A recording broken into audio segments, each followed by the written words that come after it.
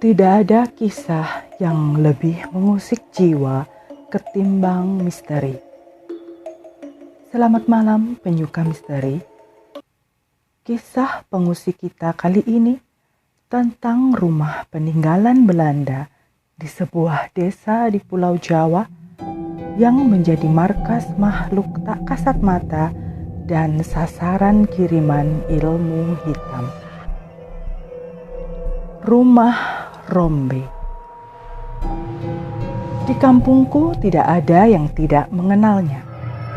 Rangkaian kejadian tak masuk logika yang terjadi di rumah itu meninggalkan kengerian bagi siapapun yang pernah menjadi saksinya, termasuk aku.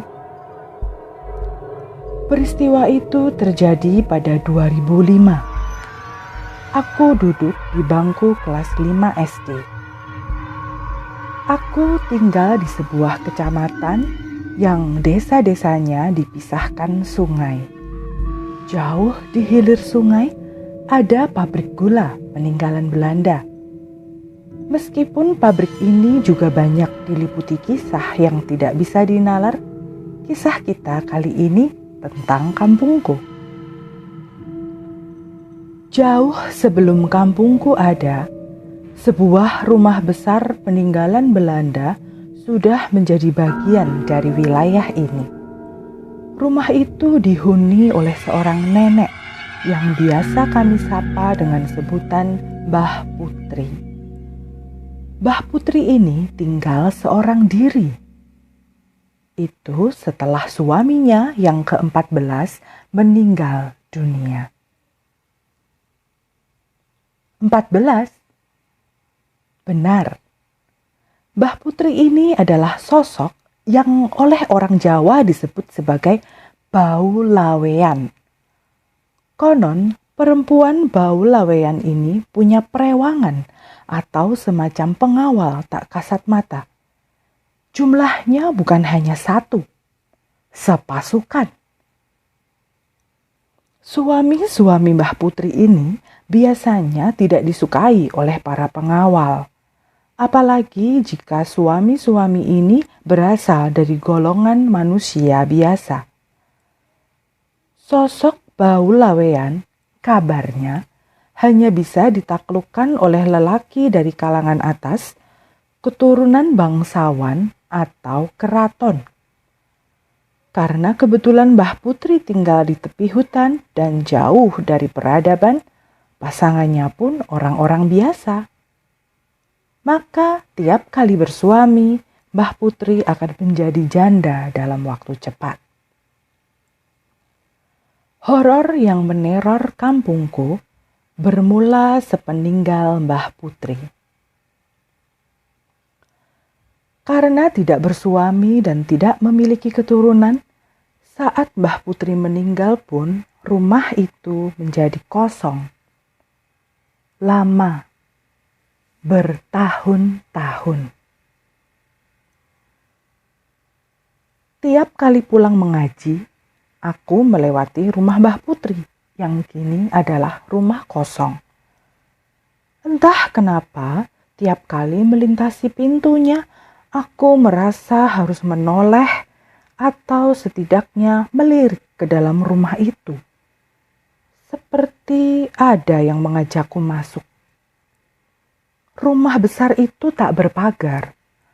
Ada 2 pintu besar model Belanda di bagian depan rumah. Suatu ketika, aku melihat ada mobil berhenti di depan rumah Mbah Putri. Sebuah keluarga, ibu dan 3 anaknya. Keluarga Rombe. Mereka berasal dari Kalimantan. Mereka rupanya pemilik baru rumah Belanda itu. Bu Rombe adalah kepala keluarga. Perempuan berusia 51 tahun itu masih bugar. Dia juga periang.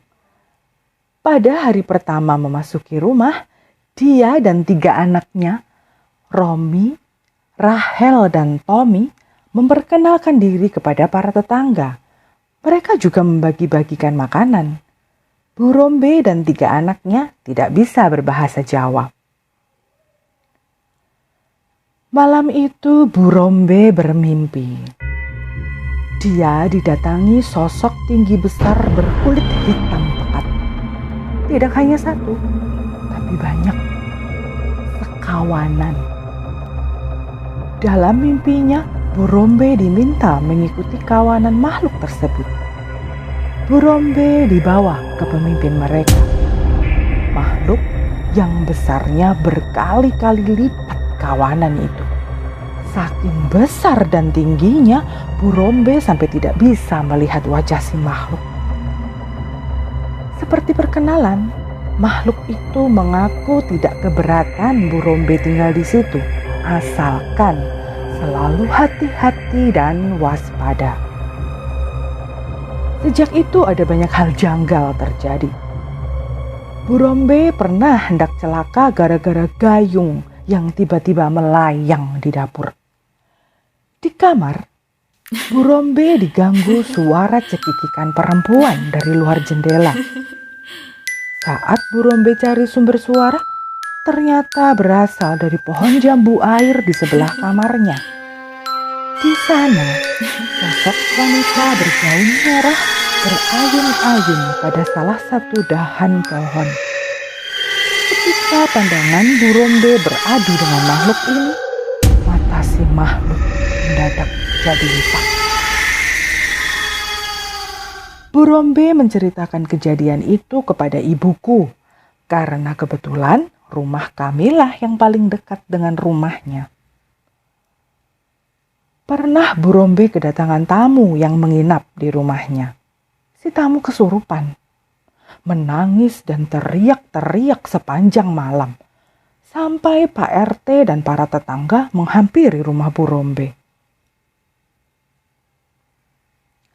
Bu Rombe adalah perempuan yang cukup punya nyali. Suatu kali, dia kembali didatangi sekawanan sosok tinggi besar lewat mimpinya. Dia juga kembali dibawa ke pemimpin mereka. Kali ini, si pemimpin marah. Dia menyebut-nyebut tentang tamu tak diundang yang sampai sekarang masih ada di rumah Bu Rombe. Mendengar itu, Bu Rombe bingung. Sejak mengajak pulang seorang teman dan kesurupan, dia tidak pernah lagi mengajak tamu bermalam. Atau lebih tepatnya, tidak ada yang mau. Namun, Bu Rombe terus-terusan didatangi kawanan makhluk itu lewat mimpi. Masih sama, mereka marah karena Bu Rombe membiarkan tamu tak diundang menghuni rumahnya. Bu Rombe ketakutan. Dia pun tidak mau bermimpi. Maka dia pun jarang tidur. Sedikit demi sedikit kesehatannya berkurang. Tubuhnya mengurus, kulitnya pucat. Sampai suatu siang, Rahel berlari-lari ke rumahku. Dia mencari ibuku. Kata dia, ibunya kesurupan. Kami pun bergegas mengikutinya pulang ke rumahnya. Kami langsung ke kamar Bu Rombe. Bau bangkai menyeruak dari kamar itu. Bu Rombe terbaring lemah di ranjangnya. Dia terus-terusan memuntahkan cairan berbau busuk yang warnanya gelap. Kami pun mencari bantuan. Tak lama Pak RT datang bersama beberapa warga lainnya. "Metu!" Bu Rombe berteriak. Dia lalu tertawa cekikikan. Kami semua yakin yang di dalam tubuh Bu Rombe itu adalah makhluk halus. Sebab Bu Rombe tidak pernah berbicara dalam bahasa Jawa. Saat itu Pak RT datang bersama Mbah Gimon. Dia sesepuh kampung kami. Mbah Gimon tahu Bu Rombe dikuasai makhluk halus. Lebih tepatnya sosok dari dunia lain. Dunia hitam.